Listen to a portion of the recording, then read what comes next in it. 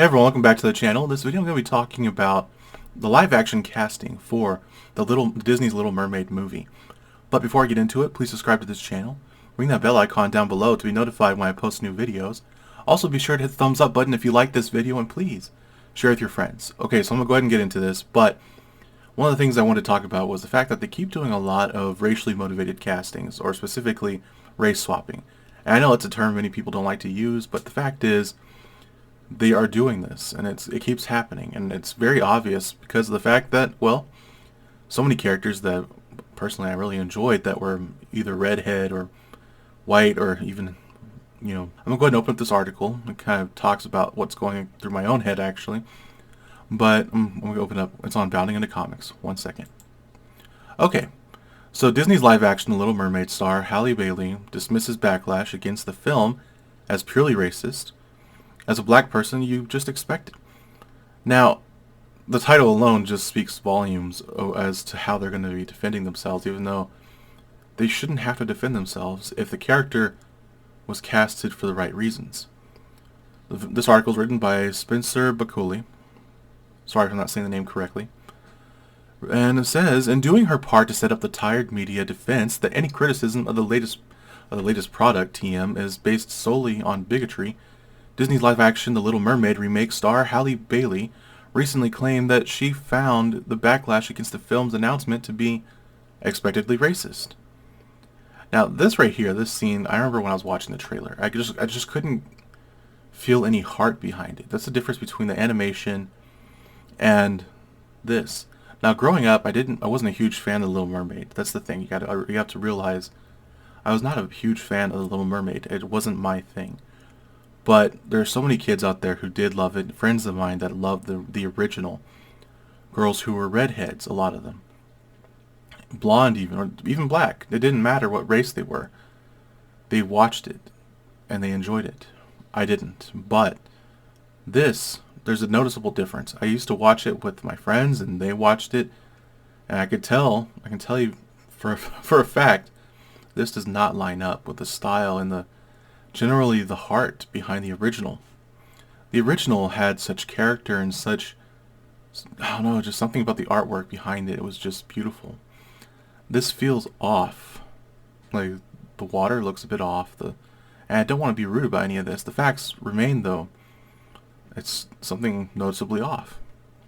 Okay, so Bailey offered her latest thoughts on the discourse surrounding Disney's latest cash grab during an interview given to the fashion and style-centric magazine, The Face, who bizarrely, as seen in the image below, treated her interview with all the care and style of a 1990s Geocities site. Nice. Lovely. Wonderful. Okay, so, reflecting on the public's noted and widespread rejection of The Little Mermaid, bug trying to fly in my nose. I think it was a gnat. Okay, so, reflecting on the public's noted and widespread rejection. Oh, great.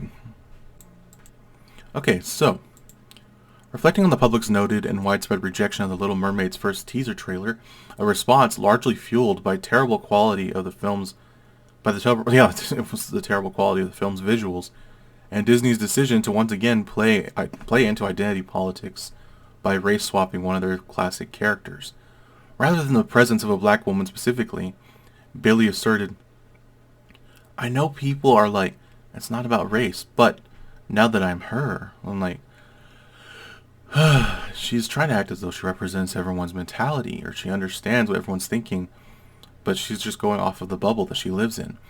Following her brief trailing off as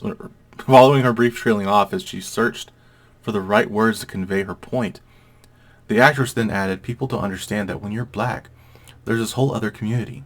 It's so important for us to see ourselves. And that's the problem, isn't it? I mean, the fact is, it's a bit shallow for your entire identity to be wrapped up in your color of your skin. I mean, I'm Native American and I'm Spaniard, but I don't find my identity in those things. Those are just cultural aspects of my family. It's not something that I'm fully immersed in. I can walk away from all of it and still be Native American and Spaniard. I'm not going to lose that. But for you to need to watch something or to be in a movie or work on something based solely on your race, it's a bit, like I said, it's shallow. It's sad, really. As a black person, you just expect it, and it's not really a shock anymore, she said. It really isn't.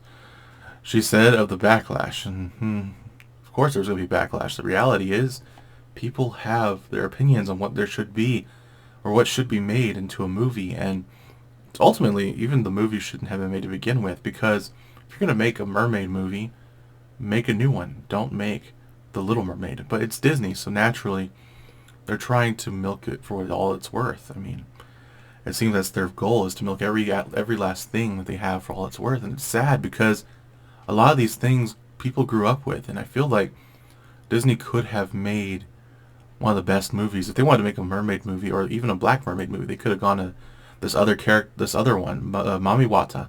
Mami Wata, or the Mammy Water, or La Serene, is a water spirit venerated in the West Central aspect parts of Southern Africa and in the African diaspora in the Americas.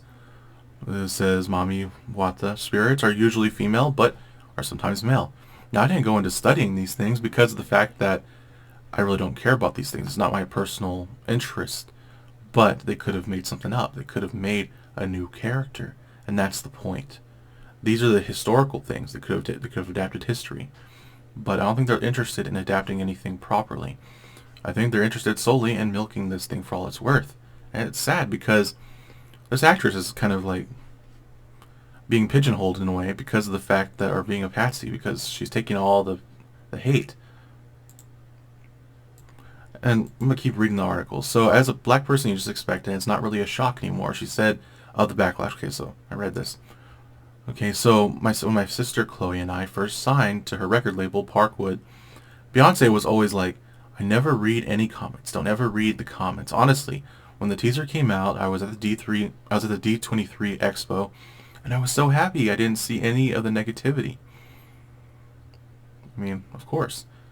Bailey then turned to the previous reports that justified Disney's race swapping based on reports that young black girls were supposedly excited to see someone who looked like them on screen, recalling how her family and friends subsequently took to sending her an almost overwhelming amount of videos of such reactions. Okay, showing such reactions. Sorry.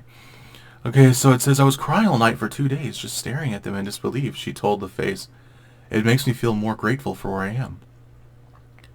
Ultimately, Bailey closed out her thoughts on the topic by stepping into the shoes of such a well-established cultural icon as Ariel, as well as those of the protagonist, Nettie, in the upcoming musical film adaptation, The Color Purple, by explaining, when you're doing a remake of anything, everyone's going to be like, well, this isn't how I liked it in the original. I hope people like my versions of the characters in The Color Purple and The Little Mermaid, she declared. But at the same time, I'll respect it if they don't. Now, I'm going to say this. There are times when the characters are ultimately portrayed correctly. They showed in the theater all the time where they readapt a certain character and they get the casting right and everything. Heck, there was that Cinderella movie that I enjoyed as a kid. I'll pull a picture of it. Alright, so that particular image captures basically what Cinderella was like. If you've seen the movie, it's a fun movie. They captured it well. It was obviously very different from most Cinderella movies, but also very, very much entertaining to watch. But they weren't all about race. That's the fun bit, is that they didn't talk about race. The questions were always there, but it was funny. It was a fun movie. It was entertaining, lighthearted, and it was Cinderella. They did it well. But it felt almost like a parody, and that was kind of the whole point behind it. It was kind of a parody, but there's also the reality that in theater they will cast, like I said, whoever is best for the role. But this didn't feel like whatever is best for the role, and that's a problem because of the fact that many films today are being casted solely based on race, and it's kind of like when you hire someone just to check a box, and I don't like talking like this, I don't like talking about it, but it's definitely getting irksome, a bit irritating at times. But the reality is I feel sorry for the actress because of the fact that she's playing a role that was intended for a specific person. And there probably were so many actresses who could have fit the role better because of the fact that they both looked like the character, probably played the character better, and generally just had a better, kind of a stronger grasp over the original story. But also the main issue I take with it, ultimately, is the reality that she's playing a role that's just simply a reboot, playing the rebooted character in a movie from a Disney movie. If it was a reboot of, I don't know, like in theater when you're doing the same play over and over again, it's not really a reboot. It's just or it's just doing the same play again and again. And ultimately they usually recast because they need a younger cast. But they didn't need that with animation. Animation is there for eternity. It's always going to be there. People always know what The Little Mermaid is. If they're going to do anything, they should have made a whole other character, a whole other story. Make a new one called The Siren. I mean, they could have made something about the sirens. They could have done something. The Odyssey would have been a great story to adapt into an animation. Any form of storytelling needs to have a good cast, but this one just fell flat. And she's not the one to bear the weight entirely. The CGI is one of the biggest reasons. It's pretty much the biggest reason. To cast someone who's black can be overlooked if she's right for the role. Now, granted, I didn't like how she sounded when she sings. There's a lot of little issues, very glaring issues, and it could be better in the final product. But the little issue is that, as I said, mostly it's the CGI. Mostly it's the fact that they've adapted it again. Another reboot.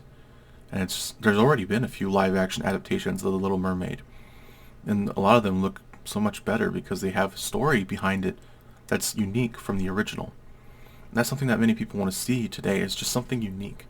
Something fun, lighthearted, entertaining, and that captures the heart of the original stuff that they're used to. Now I'm not going to continue on with this little rant of mine. So that's all I'm going to talk about in this video. If you like this video, be sure to hit the thumbs up button down below. And please share with your friends. Also, be sure to subscribe. Anyway, thank you for watching. This has been Create TV. I'll see you next time. Goodbye, and God bless.